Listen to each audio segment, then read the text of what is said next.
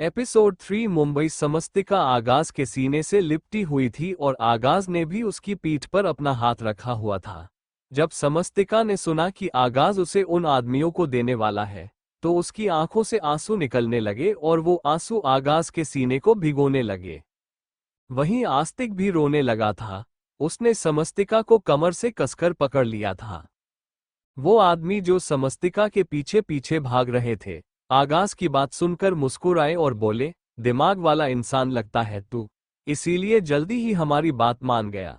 वैसे भी हमसे बचना मुश्किल ही नहीं नामुमकिन है, क्योंकि आधी मुंबई पर हमारा राज चलता है।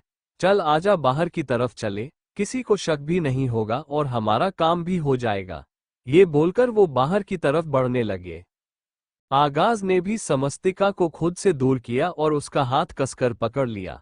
आस्तिक रोते हुए बोला, प्लीज अंकल, ऐसा मत करो। अगर आपको डर लगता है कि हम आपके घर वापस ना आ जाए तो मैं आपसे वादा करता हूं, मैं अपनी मम्मा को लेकर आपके घर वापस कभी नहीं आऊंगा। हम यहां से बहुत दूर चले जाएंगे, प्लीज हमें यहां से जाने दीजिए। आस्तिक की बात सुनकर अब आगाज ने अपने दूसरे हाथ में उसका हाथ कसकर पकड़ लिया और उसे लेकर बाहर की तरफ बढ़ने लगा। समस्तिका अपनी नमी भरी आंखों से आगाज को देख रही थी। आगाज उन्हें रेलवे स्टेशन से बाहर लेकर आया और फिर उन्हें लेकर अपनी गाड़ी की तरफ बढ़ने लगा, तो वो आदमी हैरान रह गए। आगाज ने गाड़ी का दरवाजा खोला और समस्तिका की तरफ देखते हुए बोला, आस्तिक को लेकर अंदर बैठो। समस्तिका ने एक नज़र उसकी तरफ देखा। आगाज इस बार दांत पीसते हुए बोला, मुझे बार बार एक ही बात कहने की आदत नहीं। समस्तिका चुपचाप आस्तिक को लेकर अंदर बैठ गई और अब आगाज की तरफ देखने लगी। वही वो लोग जो समस्तिका के पीछे पड़े हुए थे, वो तुरंत आगाज के पास आकर बोले, हीरो, ये क्या हीरोगिरी दिखा रहा है? तूने तो कहा था कि तू चुपचाप ये लड़की हमें सौंप देगा। अब तूने इसे अपनी गाड़ी में क्यों बिठाया? हमें लड़की के साथ गाड़ी भी गिफ्ट में दे रहा है क्या? ये बोलकर वो हंसने लगा तो उसके साथी भी उसके साथ ही हंसने लगे। तभी अचानक उन तीनों की हंसी बंद हो गई, क्योंकि उन तीनों के पीछे आगाज के आदमी आकर खड़े हो गए थे और उन्होंने उन तीनों को पलक झपकते ही बेहोश कर दिया था। आगाज के चेहरे पर हल्की तिरछी मुस्कुराहट आ गई। उसने अपने सामने खड़े तरुण की तरफ देखते हुए कहा, गुड जॉब। तरुण ने हल्का सा अपना सर हाँ में हिलाया। आगाज तुरंत से आकर ड्राइविंग सीट पर बैठा और उसने गाड़ी रेलवे स्टेशन से बाहर की तरफ निकाल दी। पीछे बैक सीट पर बैठी समस्तिका सामने लगे हुए मिरर में से आगाज की तरफ देख रही थी। उसका चेहरा और उसकी आंखें उसके लिए बेहद जानी पहचानी थी, लेकिन आगाज वो आगाज नहीं था जो वो उसे समझ रही थी। वो आगाज जो उसके दिल में, उसकी आंखों में बसा था, वो कोई और था। बस चेहरा हल्का सा अलग दिखाई देता था। नयन नक्श वही थे लेकिन थोड़े से अलग। आंखों का रंग बिल्कुल सेम था, लेकिन अब वो भी बदला हुआ था।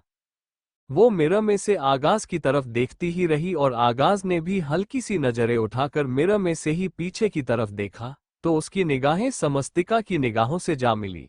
एकदम गहरी लाल आंखें आंसुओं से भरी हुई, लेकिन आंसू से ज्यादा उनमें उम्मीद नजर आ रही थी। वही आगाज ने अब तुरंत उस पर से अपनी नजरें हटा ली और कुछ ही देर बाद उसकी गाड़ी एक मंदिर के बाहर आकर रुकी। अब तक सुबह के 8 बजे बज चुके थे। समस्तिका हैरानी से आगाज की तरफ देखने लगी। वही आगाज जैसे ही गाड़ी से बाहर निकला, एक गाड़ी उसकी गाड़ी के पीछे और आकर रुकी और उस गाड़ी में से तरुण बाहर निकला। उसने वो आदमी जो समस्तिका को परेशान कर रहे थे, उन्हें अपनी टीम को सौंप दिया था और खुद आगाज के कहने पर उस मंदिर के बाहर आ गया था जहां पर अब आगाज समस्तिका से शादी करने वाला था। उसके लिए ये शादी बहुत इम्पोर्टेंट थी। उसने कभी नहीं सोचा था कि वो किसी से शादी करेगा, लेकिन अब समस्तिका के साथ उसकी शादी उसके लिए एक चैलेंज था जो उसे किसी भी कीमत पर पूरा करना था। तरुण ने आकर बैक सीट का दरवाजा खोला तो समस्तिका और आस्तिक दोनों बाहर आए। समस्तिका आगाज की तरफ देखकर बोली, मुझे आपसे कुछ कहना है। आगाज उसकी तरफ देखते हुए बोला, लेकिन मुझे तुम्हारी बकवास सुनने में कोई इंटरेस्ट नहीं है। चुपचाप मंदिर के अंदर चलो, बाकी सब बातें वहीं पर होगी। ये बोलकर उसने सीढ़ियों पर अपना कदम रख दिया, लेकिन समस्तिका ने उसके साथ अपने कदम आगे नहीं बढ़ाए। उसने आस्तिक का हाथ कसकर पकड़ हुआ था। वो उसे लेकर सामने रास्ते की तरफ घूम गई तो आगाज ने तुरंत उसका हाथ कसकर पकड़ा और उसकी तरफ देखते हुए गुस्से से बोला, तुम्हें सुनाई नहीं देता या फिर मेरा पेशेंस चेक कर रही हो? लेकिन एक बात मेरी कान खोल कर सुन लो, बेशक से दुनिया में किसी भी चीज को आजमा लेना, लेकिन आगाज चौहान का गुस्सा मत आजमाना, बहुत पछताओगी। समस्तिका उसकी तरफ देखते हुए धीमे से बोली, मैं आपसे शादी नहीं कर सकती।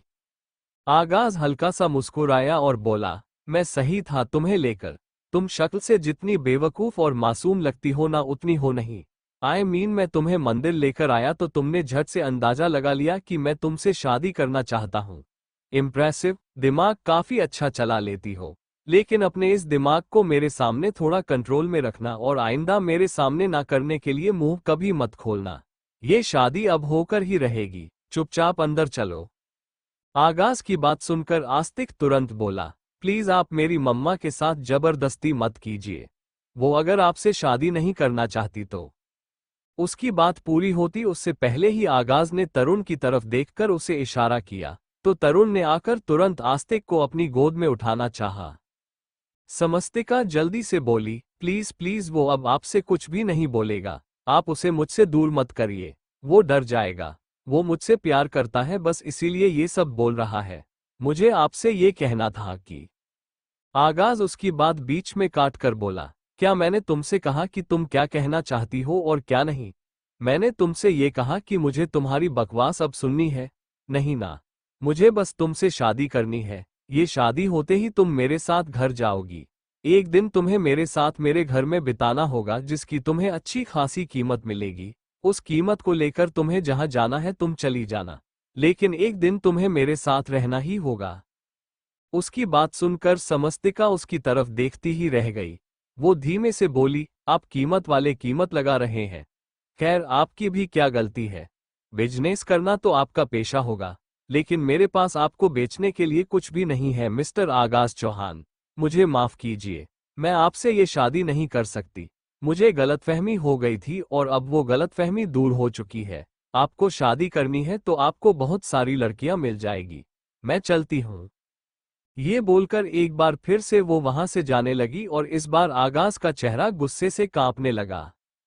अभी समस्तिका ने एक कदम ही आगे बढ़ाया था कि आगाज ने तुरंत उसकी तरफ जाकर उसे अपनी गोद में उठाया और उसे लेकर मंदिर की सीढ़ियां चढ़ने लगा। समस्तिका एकदम शॉक्ड रह गई।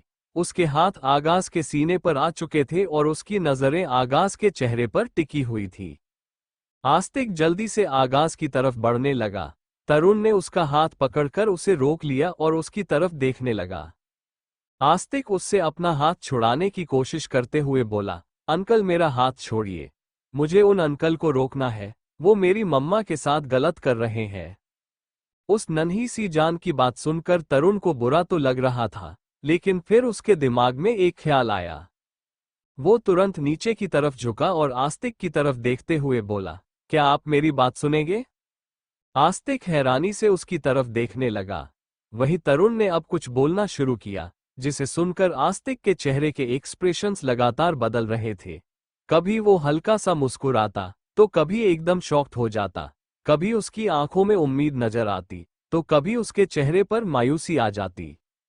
लेकिन आखिर उसके चेहरे पर खुशी की लहर भी दौड़ गई और वो तुरंत तरुण के हाथ पर अपना हाथ रखते हुए बोला, आपका बहुत बहुत शुक्रिया अंकल। अब मुझे मम्मा की शादी से कोई प्रॉब्लम नहीं है। मैं भी उनकी शादी देखने उनके पीछे पीछे जाऊंगा। ये बोलकर वो तुरंत मंदिर की सीढ़ियां चढ़ने लगा और कुछ ही देर में वो समस्तिका के बिल्कुल सामने खड़ा था। समस्तिका अभी भी आगाज की गोद में थी। वो उसकी तरफ देखते हुए बोली, आप मेरे साथ गलत कर रहे हैं।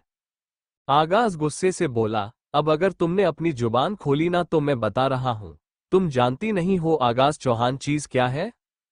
बहुत प्यार करती हो ना तुम अपने बेटे से, तो मुझे मजबूर मत करो कि मैं उसे अपना हथियार बनाकर तुम्हारे साथ कोई खेल खेलूं। इसीलिए चुपचाप ये शादी एंजॉय करो। वैसे भी मुझे नहीं लगता कि तुम जैसी ड्रामेबाज लड़की के लिए शादी का ड्रामा करना कोई मुश्किल होगा। अब तक तो मैं तुम्हें बहुत अच्छी तरह से जान भी चुका हूं और पहचान भी चुका हूं। मेरे रूम में तुम यूं ही तो नहीं आए होगी। जरूर तुम्हारे कोई ना कोई इरादे होंगे और अगर ये इरादे इस शादी के थे तो तुम्हें तो खुश होना चाहिए। तुम जो चाहती थी वो तुम्हें मिल गया। ये बोलकर उसने समस्तिका को अपनी गोद से नीचे उतारा और सामने मंडप के पास बैठे हुए पंडित जी की तरफ देखते हुए बोला, शादी शुरू कीजिए पंडित जी। पंडित जी ने हैरानी से समस्तिका की तरफ देखा और बोले, लेकिन आप दोनों की हालत, मेरा मतलब है अगर आप लोगों को कपड़े। उनकी बात पूरी होती उससे पहले ही आगाज बेहद कड़क आवाज में बोला, आगाज चौहान का रुतबा ही काफी है उसकी पहचान के लिए, उसके कपड़ों से उसकी पहचान नहीं बदलती। ये बोलकर उसने समस्तिका का हाथ अपने हाथ में थामा और एक बार फिर से बोला, और जो आगाज चौहान के साथ उसकी बीवी बनने के लिए खड़ी है, उसके लिए इतना ही काफी है कि उसके साथ आगाज चौहान खड़ा है। इसके अलावा उसे और किसी चीज की जरूरत ही नहीं। ये बोलकर वो समस्तिका के साथ मंडप में बैठ गया। पंडित जी ने तुरंत मंत्र पढ़ने शुरू कर दिए। कुछ ही देर बाद पहले फेरे हुए और फिर मंगलसूत्र और सिंदूरदान की रस्म हुई। आगाज का चेहरा एकदम एक्सप्रेशनलेस था। वो समस्तिका के साथ शादी के मंडप में जरूर बैठा था, उसके साथ शादी जरूर कर रहा था, लेकिन वो समस्तिका की तरफ नजर उठाकर भी नहीं देख रहा था। बस एक बार मंगलसूत्र पहनाते हुए और दूसरी बार सिंदूर मांग में भरते हुए उसने जरूर समस्तिका को देखा, वो भी एक्सप्रेशनलेस नजरों से। वही आस्तिक के चेहरे पर मुस्कुराहट तैर रही थी और समस्तिका को समझ नहीं आ रहा था कि आस्तिक इस शादी से खुश क्यों हो रहा है। वो मन ही मन बस ये दुआ कर रही थी कहीं वो आस्तिक के दिल में कोई उम्मीद ना पैदा कर दे। कुछ देर बाद शादी संपन्न हुई। पंडित जी आगाज और समस्तिका की तरफ देखते हुए शादी की घोषणा करने को हुए, लेकिन उससे पहले ही आगाज समस्तिका का हाथ पकड़कर अपनी जगह से उठा और फिर तरुण की तरफ देखकर उसने एक हल्का सा इशारा किया तो तरुण ने तुरंत अपना सर हाँ में हिलाया। एक आदमी ने जल्दी से पैसों से भरा एक थाल पंडित जी के सामने रखा और जब तक पंडित जी आगाज और समस्तिका को आशीर्वाद देने के लिए दोबारा उनकी तरफ देखते, तब तक आगाज समस्तिका के साथ वहां से बाहर की तरफ जा चुका था।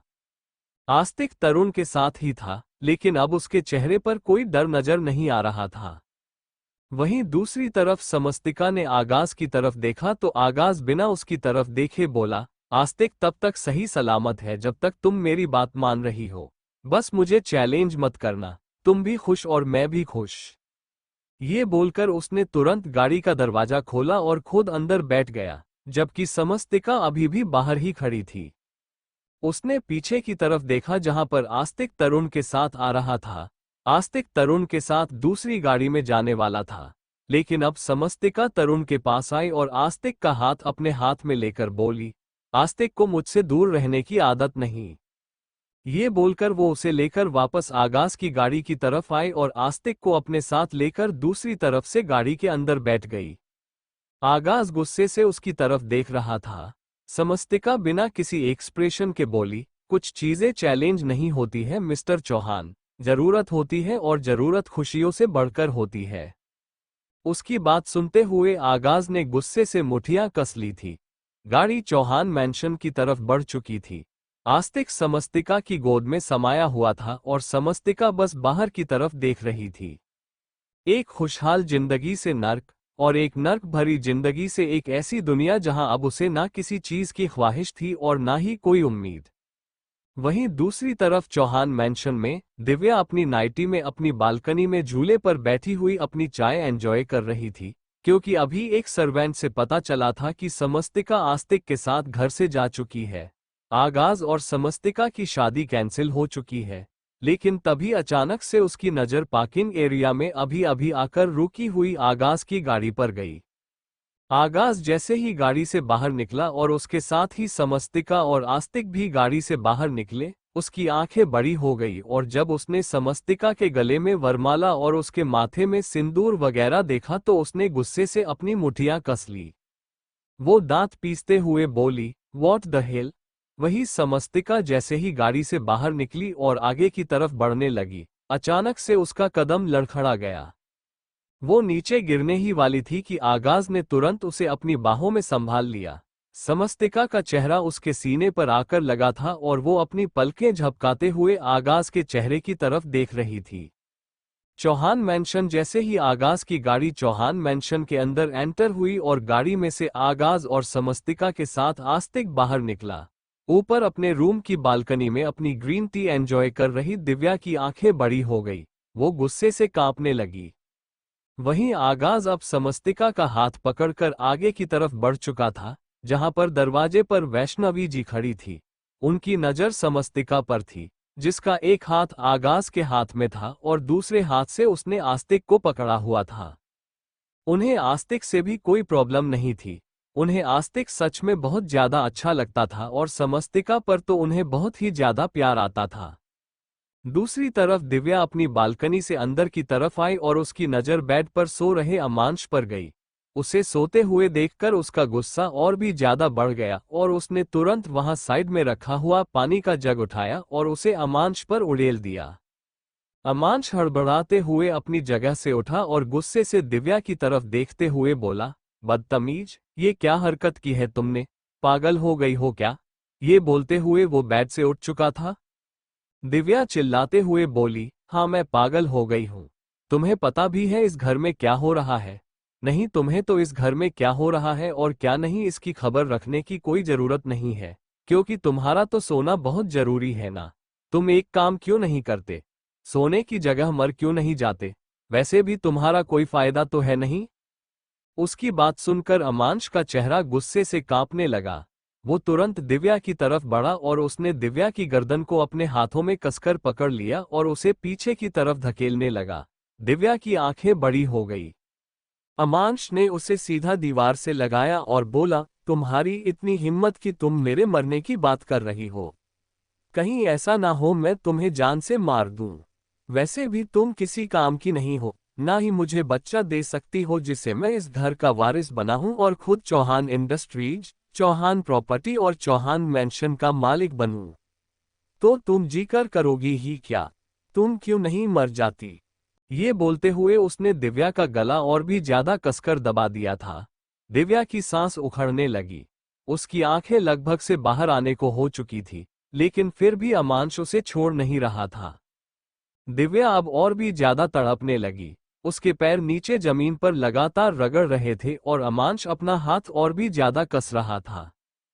तभी दिव्या ने अपनी टेढ़ी नजरों से पास पड़े हुए वास की तरफ देखा और उसे उठाकर तुरंत अमांश के सिर पर मारना चाहा, लेकिन अमांश उसके इरादों को पहले ही जान चुका था, इसीलिए उसने तुरंत अपना हाथ चलाया और उस वास को नीचे जमीन पर गिरा दिया और खुद दिव्या के गले से अपना हाथ हटा लिया। दिव्या अपनी पूरी हिम्मत खो चुकी थी। वो धड़ाम से नीचे जमीन पर गिर गई थी, लेकिन अमांश ने उसे नहीं संभाला। दिव्या हौंफते हुए गहरी गहरी सांस ले रही थी और उसकी वो सांसें पूरे कमरे में गूंज रही थी। उसे यूं देखकर अमांश के चेहरे पर डेविल स्माइल आ गई। वो नीचे की तरफ झुका और दिव्या की तरफ देखते हुए बोला, अब अपनी औकात में रहना। आइंदा अगर मुझे इस तरह से उठाने की और मेरे साथ बदतमीजी करने की कोशिश की ना, तो उसका जवाब तुम्हें ऐसा करारा दूंगा ना कि मेरे साथ जुबान लड़ाना तो दूर, तुम्हारी ये जुबान तुम्हारे हलक में अटकती हुई ही रह जाएगी। Bloody idiot! नहीं नहीं इडियट नहीं, ब्लडी इनफर्टाइल वुमन, अ यूजलेस वुमन। उसकी बात सुनकर दिव्या अपनी गहरी लाल आंखों से उसे देख रही थी और अब अमांश बाथरूम की तरफ बढ़ गया था। लेकिन वो बाथरूम के अंदर अपना पैर रखता उससे पहले ही दिव्या जोर से चिल्लाकर बोली, मुझे तो तुमने बांझ कहकर बुला लिया, लेकिन उसके बारे में तुम्हें क्या कहना है जो तुम्हारे नाजायज बच्चे की माँ है? वो लड़की जो सिर्फ तुम्हारे नाजायज बच्चे की माँ नहीं, बल्कि अब तुम्हारे भाई की बीवी भी है, इस घर की मालकिन भी है, उसके बारे में क्या कहोगे तुम? बताओ, उसके लिए भी कुछ कहना चाहोगे क्या तुम? अमांश ने पलटकर उसकी तरफ देखा और उसकी आंखें इस वक्त गुस्से से बेहद लाल थी। वो तुरंत उसके पास आया और उस पर हाथ उठाने लगा, लेकिन दिव्या ने आगे बढ़कर उसका हाथ हवा में ही रोक लिया। वो गुस्से से गरजते हुए बोली, दोबारा मुझ पर हाथ उठाने की कोशिश मत करना। ये बोलकर उसने अमांश का हाथ दूर झटक दिया। वहीं अमांश से गुस्से से दांत पीसते हुए बोला, खबरदार अगर तुमने समस्तिका का नाम भी इस घर में लिया तो मुझे भी पता है कि वो इस घर से जा चुकी है। उनकी शादी की बात जरूर हुई, लेकिन उनकी शादी कभी नहीं होगी। समस्तिका इस घर से बहुत दूर जा चुकी है। कल ही वो रेलवे स्टेशन पर थी और अब तो ना जाने वो कहाँ ही होगी। उसकी बात सुनकर अब दिव्या जोरों से हंसने लगी और उसे हंसते हुए देखकर अमांश हैरान था। अमांश गुस्से से बोला, लगता है तुम पागल हो गई हो। उस पागल समस्तिका को देखकर तुम्हें भी पागलपन के दौरे पड़ने लगे हैं। कोई बात नहीं, उसका इलाज तो मैंने नहीं करवाया, लेकिन तुम्हारा जरूर करवाऊंगा।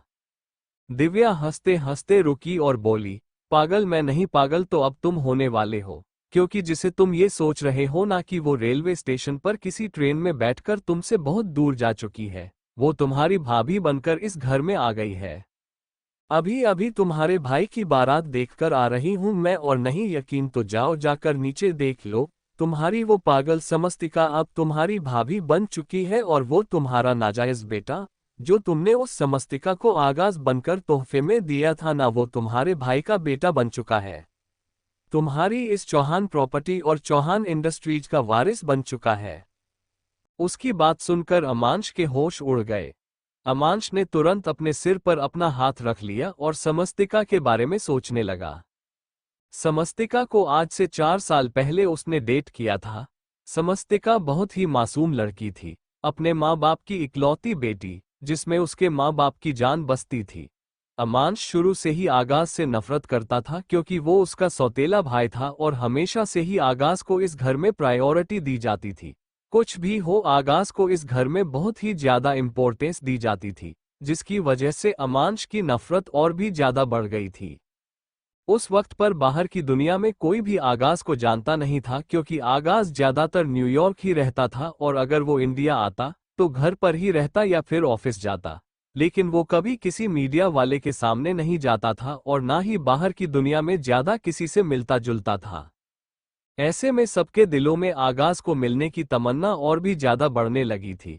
लड़कियां तो उसका नाम सुनकर ही कायल हो जाती थी, जबकि अमांश अगर किसी लड़की को सामने से प्रपोज भी करता तो वो लड़की उसे भाव नहीं देती थी।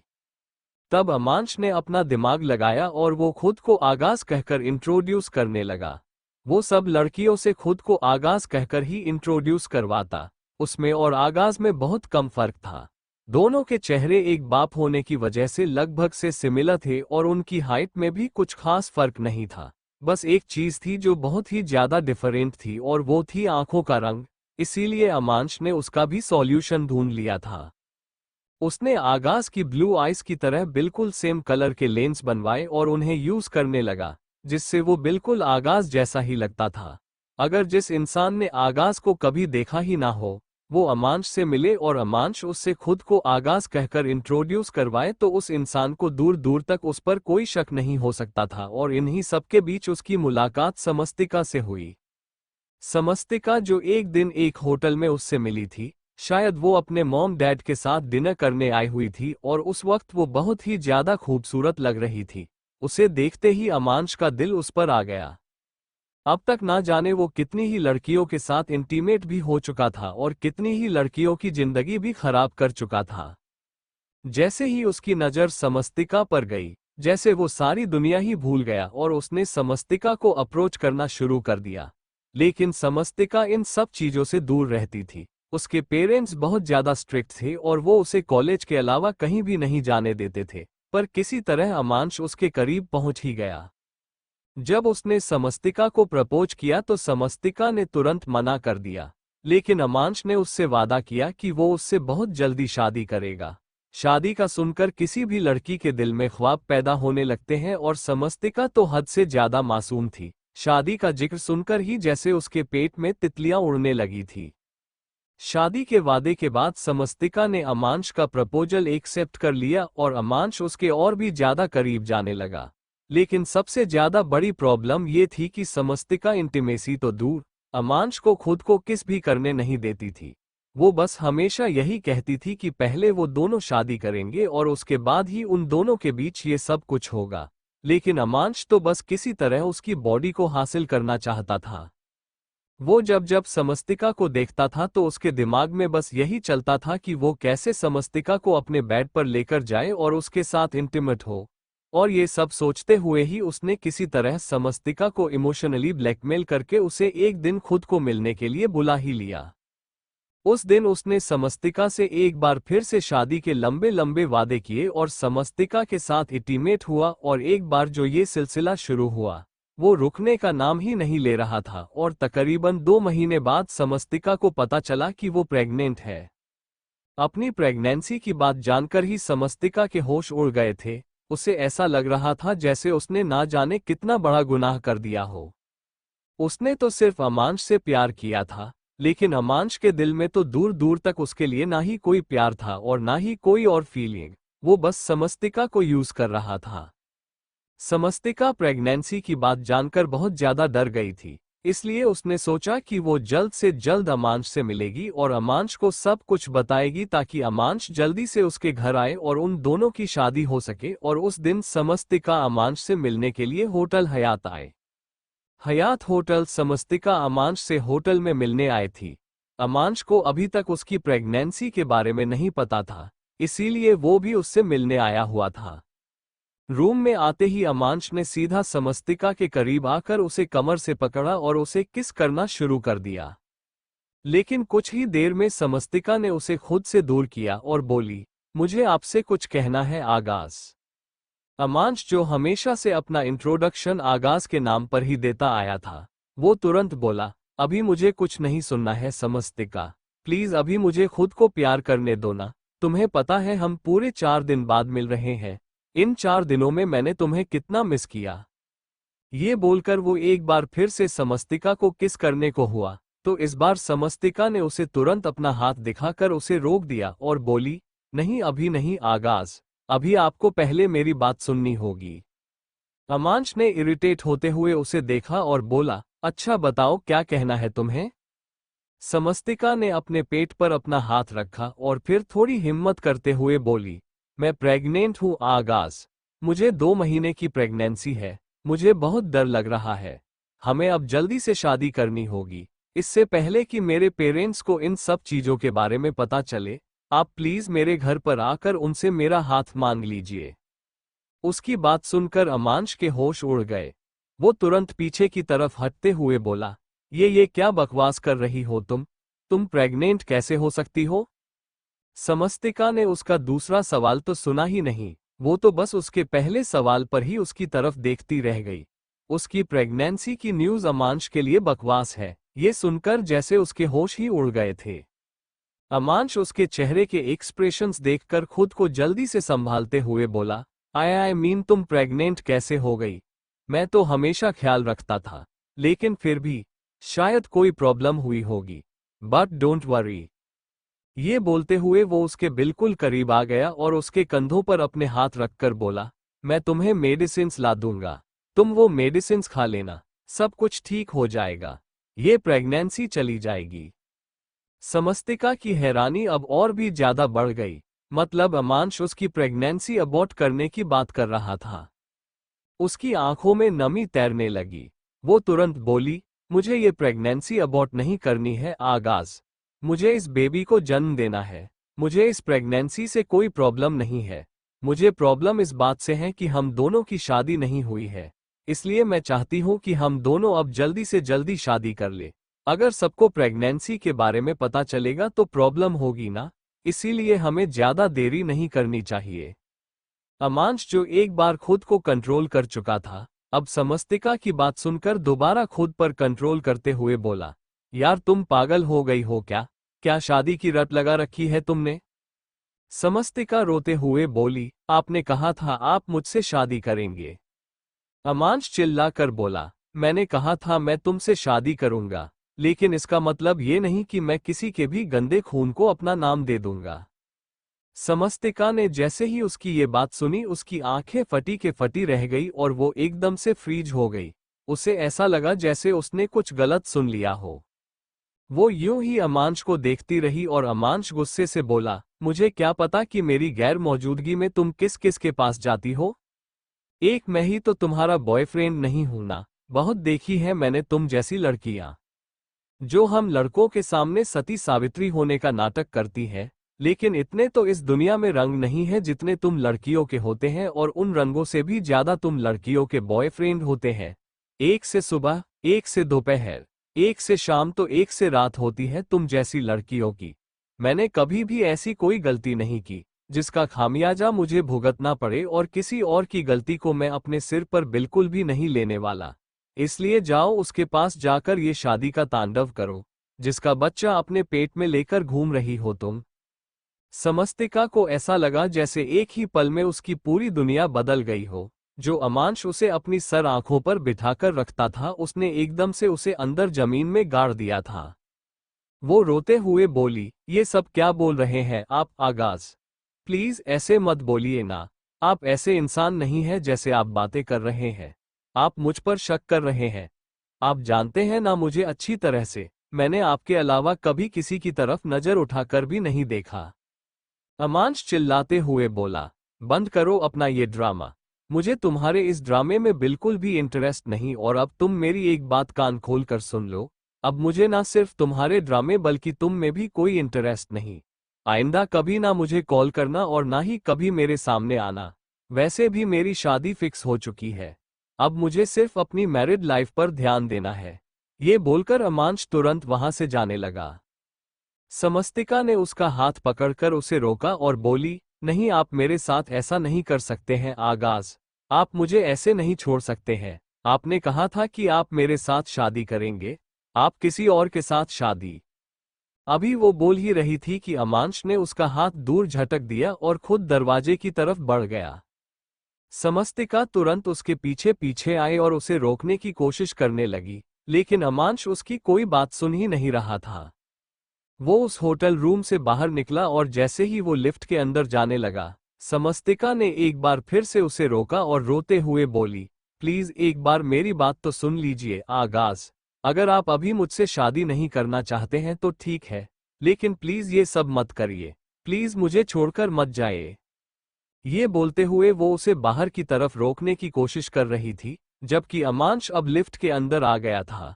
उसने जोर से समस्तिका को धक्का दिया तो समस्तिका के पैर पीछे की तरफ लड़खड़ा गए और वो पीछे हो गई। उसके पीछे होते ही लिफ्ट का दरवाजा तुरंत बंद हो गया और अमांश वहां से चला गया। उसे जाते रियलाइज कर समस्तिका अब तुरंत सीढ़ियों की तरफ बढ़ गई। वो जितना जल्दी नीचे आ सकती थी उतना जल्दी नीचे आई और अमांश को रोकने की कोशिश करने लगी, लेकिन अमांश रुक ही नहीं रहा था। लेकिन अचानक कि उसके कदम रुक गए क्योंकि सामने एक लड़की आकर खड़ी हो गई थी, जो बड़ी ही हसरत भरी निगाहों से अमांश की तरफ देख रही थी।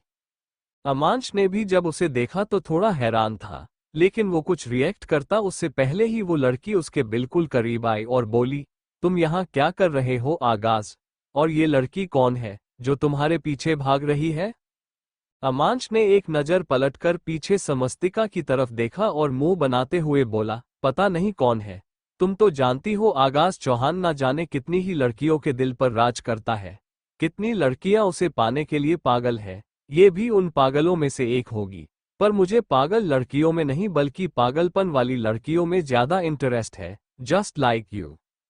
ये बोलते हुए उसने उस लड़की की गर्दन पर अपना हाथ रखा। वो लड़की भी मुस्कुराते हुए उसके करीब हुई और उसकी गर्दन पर झुककर उसके कानों के बिल्कुल पास आकर बोली, तो चले रूम में। तुम मुझे अपना पागलपन दिखाना और मैं तुम्हें अपना पागलपन दिखाऊंगी। ये बोलते हुए उसने एक गहरी सी नजर समस्तिका पर भी डाली। समस्तिका जो अपने कदमों पर बिल्कुल सुन्न होकर खड़ी थी, अब उसके लिए उसकी पूरी दुनिया पूरी तरह से बर्बाद हो चुकी थी। उसका इश्क जो अब तक सिर्फ उसे अपना लग रहा था, अब उसे वो एक तबाही की तरह नजर आ रहा था जिसने उसे पूरी तरह से तबाह कर दिया था। उसकी आंखों से आंसू बरसते रहे और अमांश उस लड़की की कमर पर अपना हाथ रखकर होटल रूम की तरफ बढ़ गया।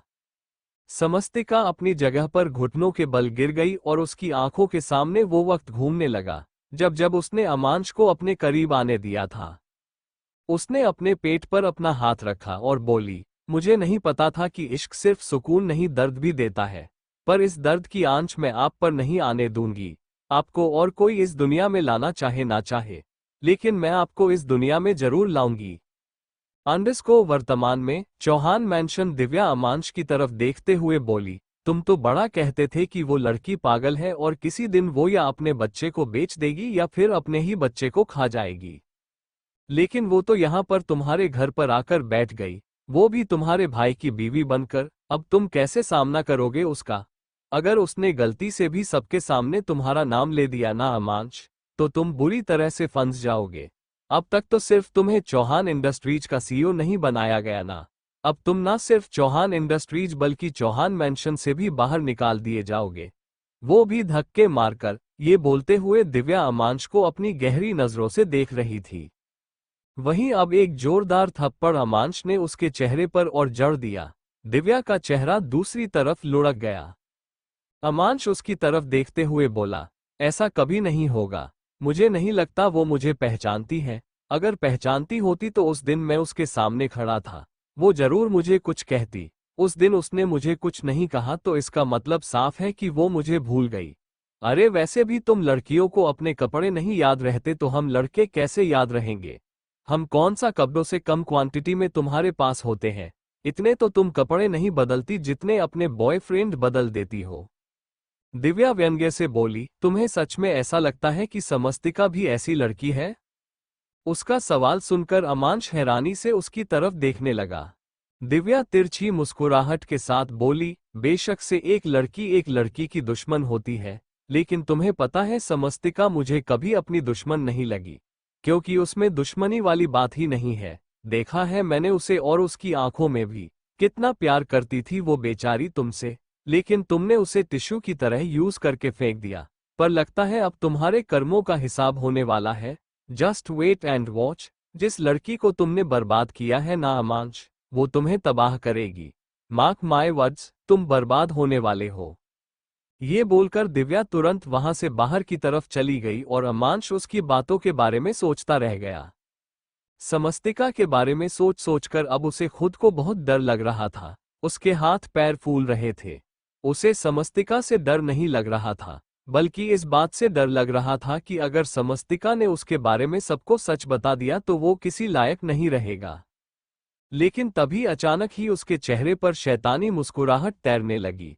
वो कुछ सोचते हुए बोला, सबसे पहले मुझे ये पता लगाना होगा कि समस्तिका को मैं याद हूं भी या नहीं, और मुझे ये भी पता लगाना होगा कि उसके दिल में मेरे लिए वो प्यार अभी भी है या नहीं, क्योंकि जैसे एक बार पहले मैंने उसे अपने जाल में फंसाया था, अब भी मुझे बस अपना जाल बिछाना है।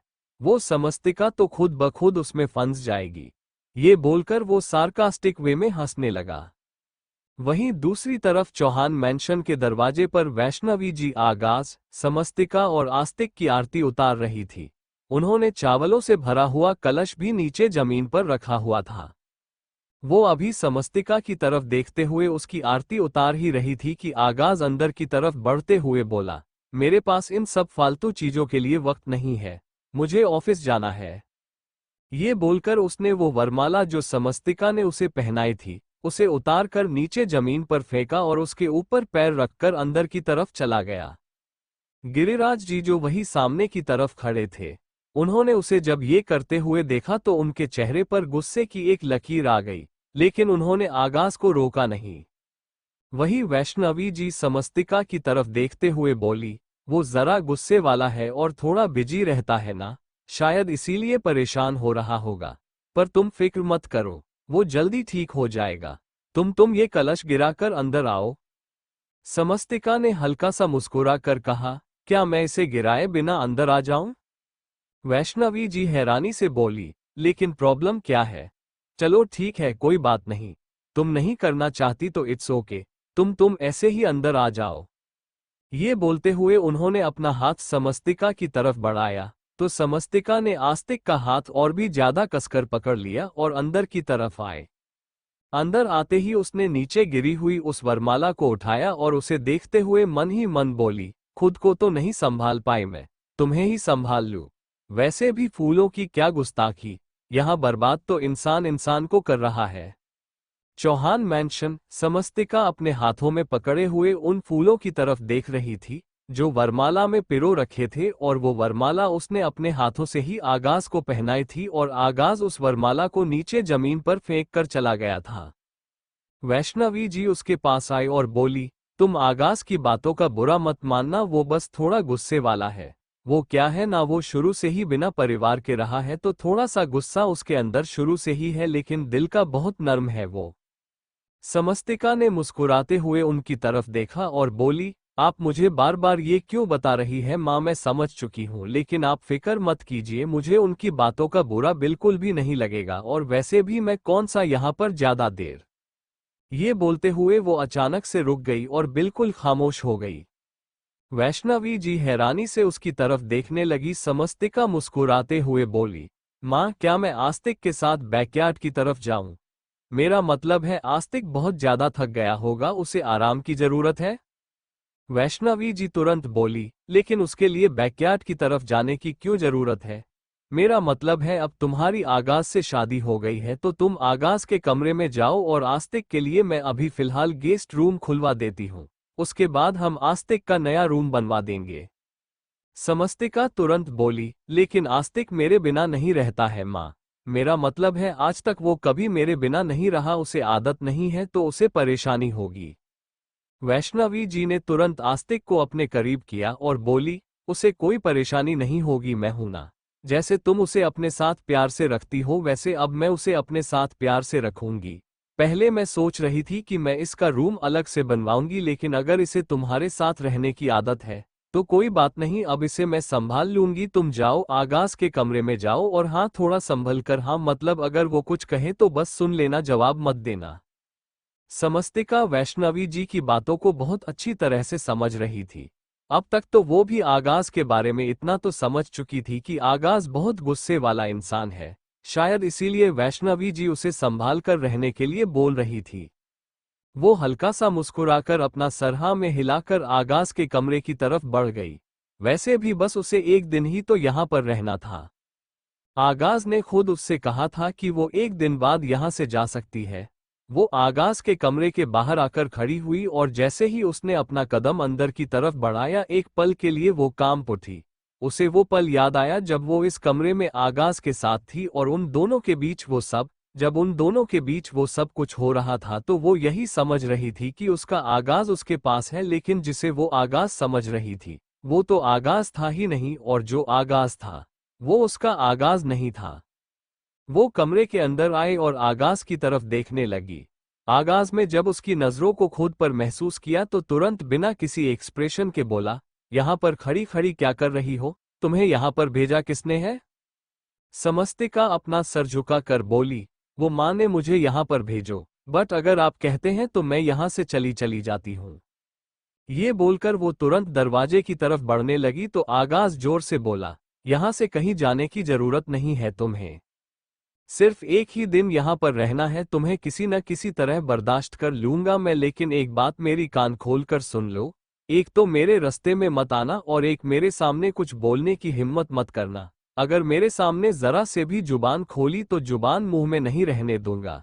कहीं ये मत समझ लेना कि अब तक तुम्हारी सारी हरकतें बर्दाश्त की है तो अब भी तुम्हारी हरकतें बर्दाश्त करूंगा। अगर मेरे सामने ज्यादा चालाकी करने की कोशिश की तो तुम्हें और तुम्हारे उस ड्रामा पार्टनर को उठाकर चौहान मैंशन से बाहर फेंक दूंगा।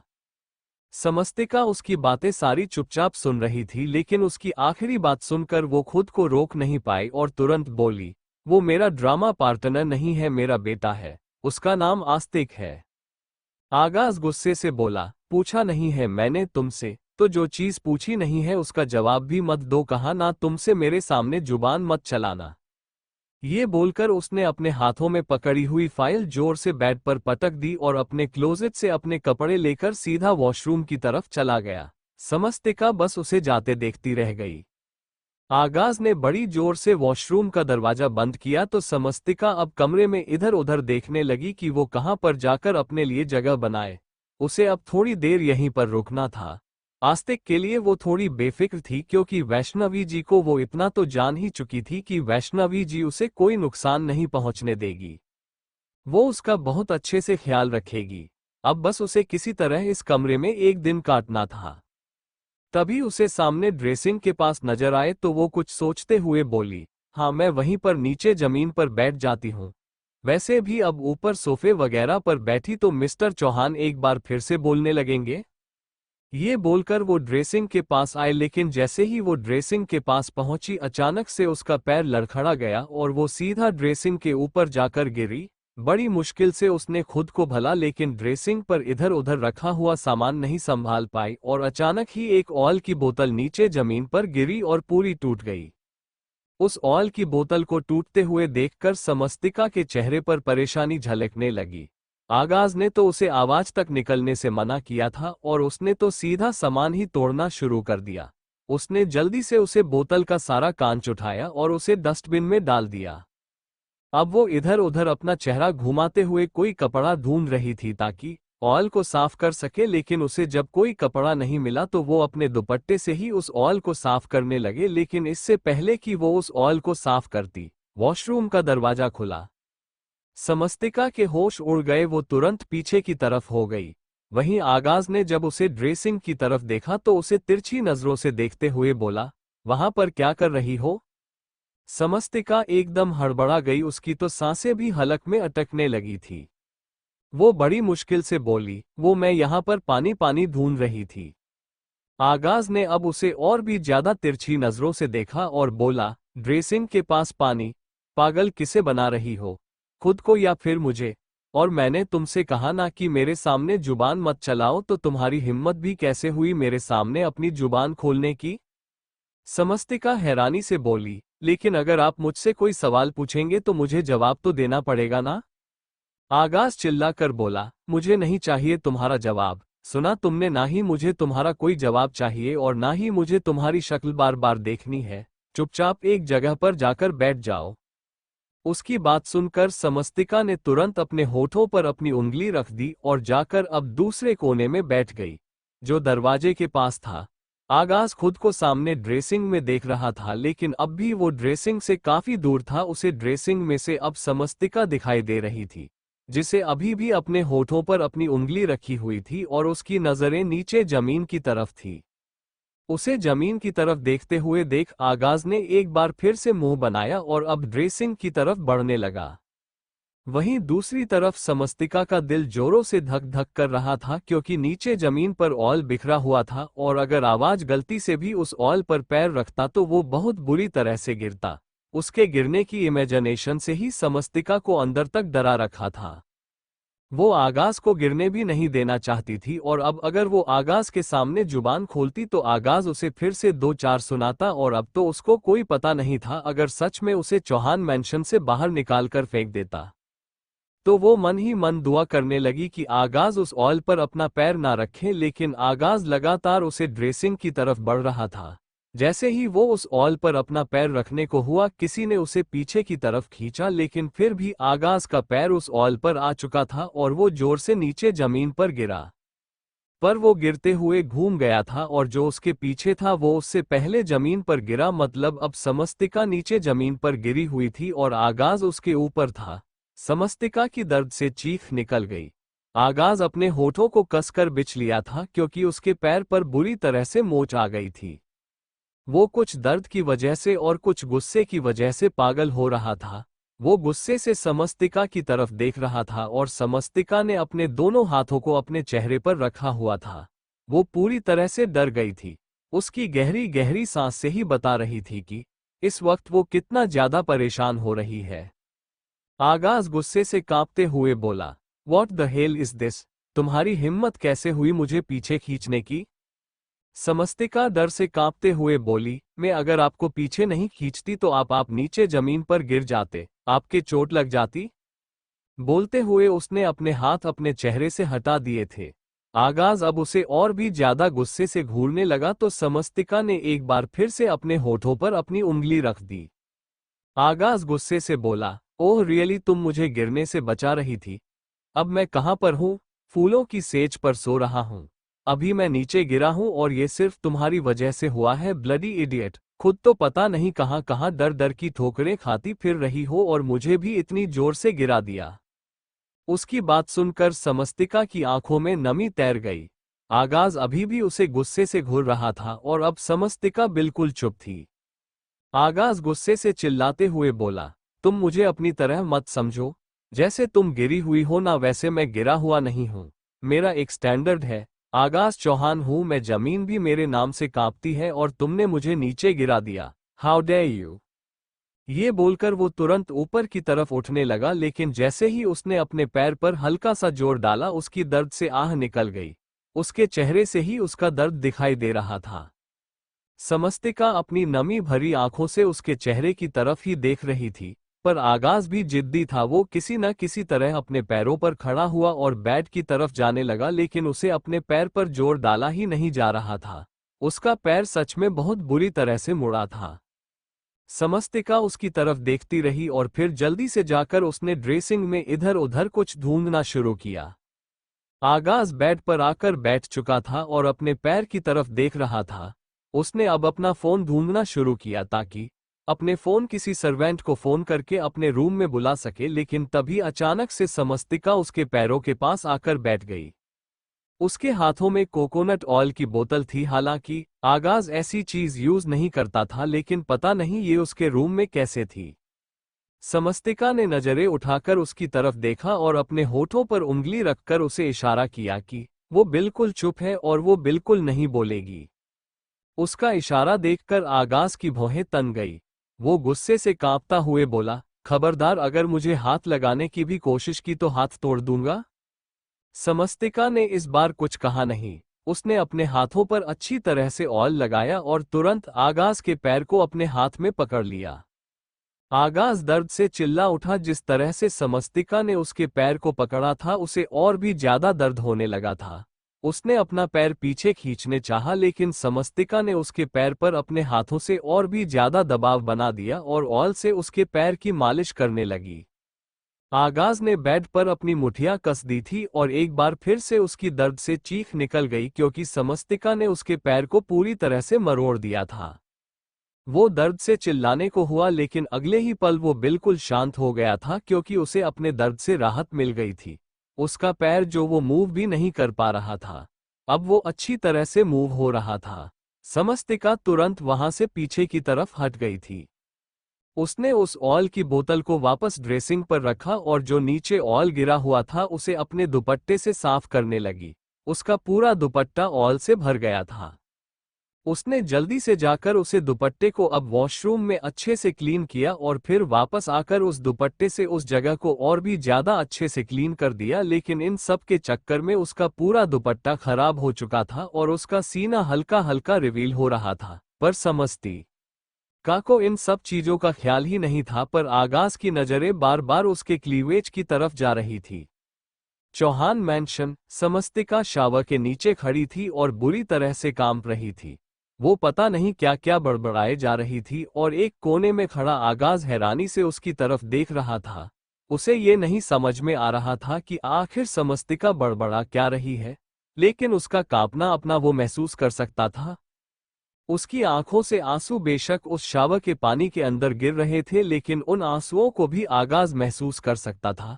वो समस्तिका के पास आया और उसने जैसे ही समस्तिका के कंधे पर अपना हाथ रख, समस्तिका लगभग से लड़खड़ाते हुए पीछे की तरफ हुई और पीछे दीवार से लग गई। वो अपनी बड़ी बड़ी आंखों से आगाज को देखने लगी और आगाज उसे देखते हुए बोला, तुम ठीक तो हो ना? समस्तिका अभी भी बुरी तरह कांप रही थी। वो आगाज की तरफ देखते हुए बोली, चले जाओ यहां से। मैंने कहा ना, मेरी जिंदगी में अब तुम्हारी कोई जगह नहीं है। भूल जाना चाहती हूं मैं तुम्हें, तो फिर क्यों याद आ रहे हो? चले चले क्यों नहीं जाते यहां से? क्यों मुझे परेशान कर रहे हो? क्यों मुझे तड़पा रहे हो? उसकी बातें सुनते हुए आगाज एक बार फिर से हैरान होने लगा। वो उसकी तरफ देखते हुए बोला, पागल हो गई हो क्या? ये क्या बोले जा रही हो? मैं तुम्हारी जिंदगी में कब आया? ओ हेलो, ऐसा ख्याल कभी अपने दिल में भी मत लाना कि मैं तुम्हारी जिंदगी में आऊंगा। तुम सिर्फ इस घर में आए हो। ना ये आगाज चौहान तुम्हारी जिंदगी में आया है और ना ही तुम आगाज चौहान की जिंदगी। उसकी बात पूरी होती उससे पहले ही उसकी आंखें हैरत में फैल गई। जब समस्तिका बेहोश होकर नीचे जमीन पर गिर गई, वो उसकी तरफ देखा ही रह गया और समस्तिका शावर के पानी से भीगती हुई नीचे जमीन पर पड़ी थी। उसने तुरंत नीचे झुककर समस्तिका को अपनी गोद में हल्का सा उठाया और उसके चेहरे को थपथपाते बोला, ओह हेलो, क्या हुआ तुम्हें? बेहोश बेहोश क्यों हो गई तुम? मैंने तो ऐसा तुमसे कुछ कहा ही नहीं कि तुम बेहोश हो जाओ। तुम सुन रही हो ना मेरी बात? अपनी आंखें खोलो और चलो यहां से बाहर। तुम्हें अपनी गोद में उठाकर नहीं लेकर जाऊंगा मैं तुम्हें। सुन रहा है या नहीं? ये बोलते हुए वो लगातार उसके चेहरे को थपथपा रहा था, लेकिन समस्तिका ने अपनी आंखें नहीं खोली। अब आगाज को गुस्सा आने लगा।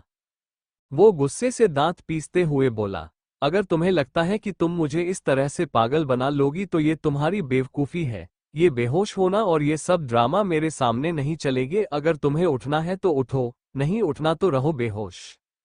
ये बोलकर वो खुद ऊपर की तरफ उठ गया और गहरी गहरी सांस से लेते हुए उसे देखने लगा।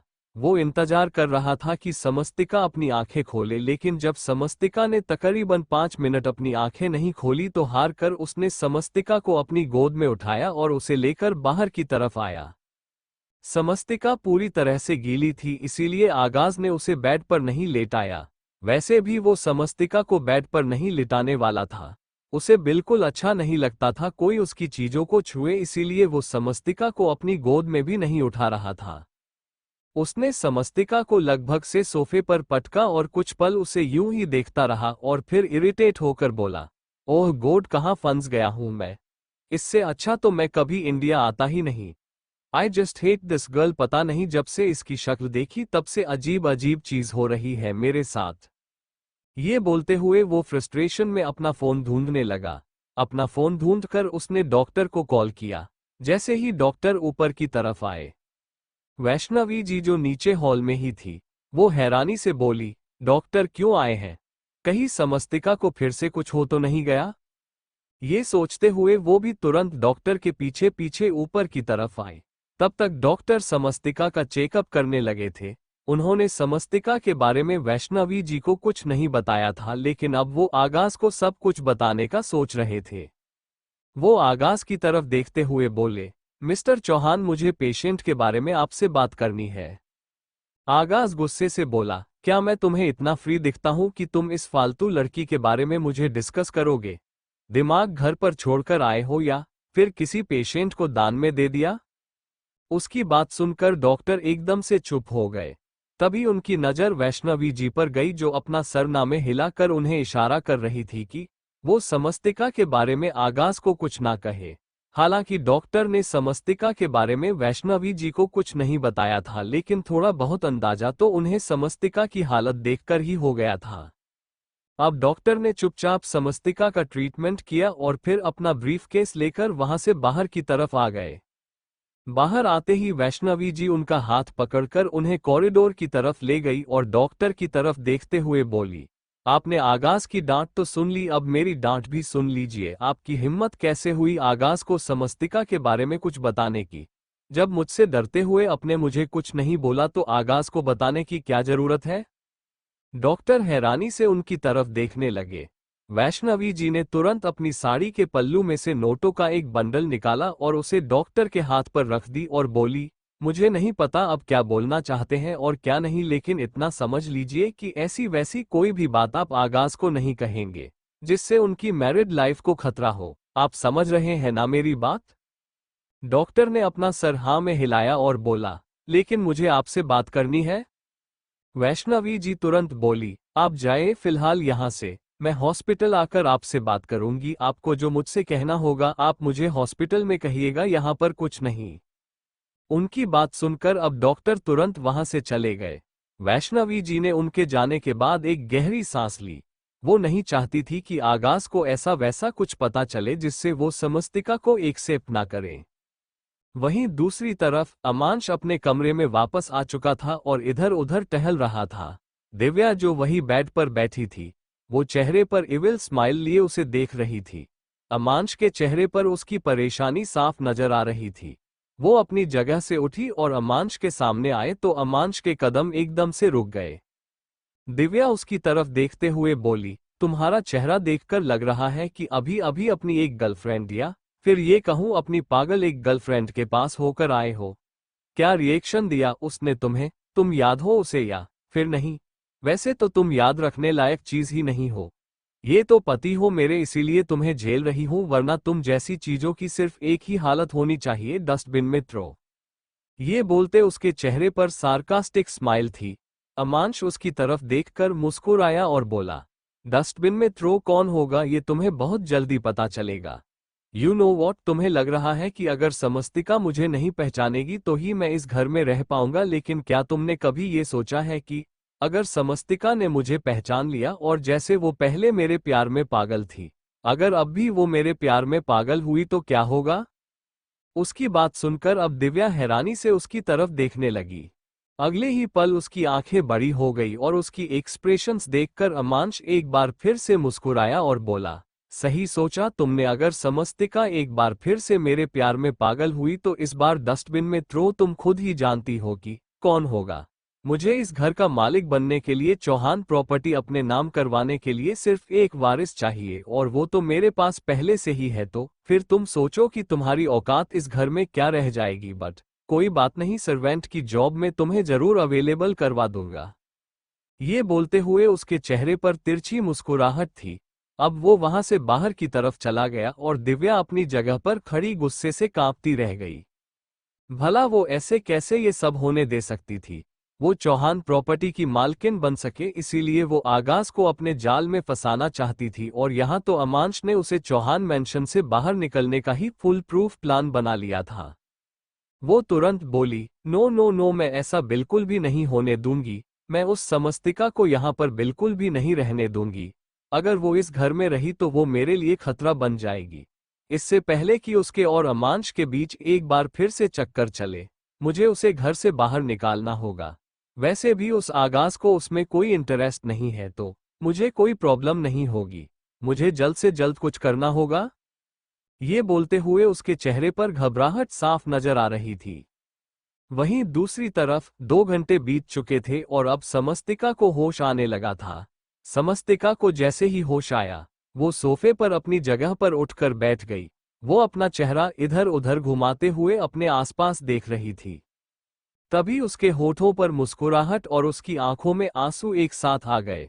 वो जिस शख्स को देखने के लिए पिछले 4 साल से तड़प रही थी, जिसकी उम्मीदों ने उसे बेजान किया था कि वो आएगा और उसे संभालेगा, अब उसे देखकर वो टूट रही थी। वो शख्स उसके आसपास था और उसमें इतनी भी हिम्मत नहीं थी कि वो उस शख्स की तरफ नजर उठाकर देख सके। जिस रात वो आगाज के साथ थी और मीडिया वालों ने उन्हें अपने कैमरा में कैप्चर किया था, उसी रात उसने अमांश को देख लिया था।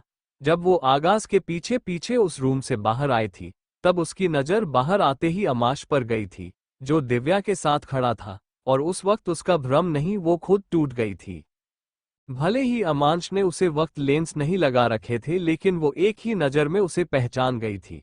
उसकी वजह से ही वो इस घर को छोड़कर गई थी, और अब एक बार फिर से अमांश के बारे में सोचते हुए वो डर से कांपने लगी थी। तभी दरवाजे पर कदमों की आहट हुई। आगाज ने अंदर आते ही समस्तिका की तरफ देखा था, और जिस तरह से समस्तिका कांप रही थी, अब उसे हद से ज्यादा गुस्सा आ रहा था। उसे यही लग रहा था कि वो ड्रामा कर रही है। वो तुरंत समस्तिका के पास आया और बोला, ये क्या लगा रखा है तुमने? ये बार बार कांपने क्या लग जाती हो? कोई बिजली की तार फिट है क्या तुम्हारे अंदर? बटन दबाया और कट शुरू। उसके चिल्लाने की आवाज सुनकर समस्तिका एक टक उसके चेहरे की तरफ देखने लगी। वो तुरंत सोफे से उठी और अपना सर झुकाकर बोली, वो मैं। आगाज चिल्लाकर बोला, फॉर गॉड सेक, अपना ये ड्रामा बंद करो। मैं तुम्हें शादी करके इस घर में बहू का ड्रामा करने के लिए क्या ले आया? तुमने तो सच में पूरी मूवी ही स्टार्ट कर दी। देखो, ड्रामा तुम्हें घर वालों के सामने करना है, मेरे सामने नहीं, इसलिए मेरे सामने ढंग से रहो। कहीं ऐसा ना हो मैं तुम्हें एक दिन भी यहाँ पर ना रखूं। जो पैसे मैं तुम्हें एक्टिंग के दे रहा हूँ, तुम्हें वो भी न मिले, और पछतावा भी इतना हो कि अब तक तो गलियों में खुले आम घूम रही थी, फिर जेल की सलाखों के पीछे रोती बैठी रहो। ब्लडी ड्रामेबाज। ये बोलकर आगाज गुस्से में वहां से जाने लगा। तभी समस्तिका अचानक से बोली, कोई गुनाह नहीं किया है मैंने जो आप मुझे जेल की सलाखों के पीछे भेज देंगे। ये बोलते हुए उसकी सांसें गहरी हो गई थी। जैसे ही आगाज ने उसके मुंह से जवाब सुना, उसकी भौहें तन गई। उसने तुरंत पलटकर समस्तिका की तरफ देखा और उसके करीब आकर बोला, तुम्हारी इतनी हिम्मत कि तुम मेरे सामने जुबान चलाओ? समस्तिका एक गहरी सांस लेकर बोली, जुबान नहीं चलाई है आपके सामने, सिर्फ आपको जवाब दिया है। जो देना मेरा हक है और मेरी मर्जी भी। ये बोलते हुए वो आगाज की आंखों में देख रही थी। तभी उसके एक और जवाब से आगाज ने अब गुस्से से कांपते हुए उसके बालों को कसकर मुट्ठी में जकड़ लिया और उसके चेहरे पर झुक गया। समस्तिका भी गहरी गहरी सांसें लेते हुए उसकी तरफ देख रही थी, लेकिन उसकी पलकें बिल्कुल भी झपक नहीं रही थी और ना ही उसके चेहरे पर कोई दर्द नजर आ रहा था। वो एक टक आगाज की आंखों में देख रही थी और इस बात पर आगाज का गुस्सा लगातार बढ़ता ही जा रहा था।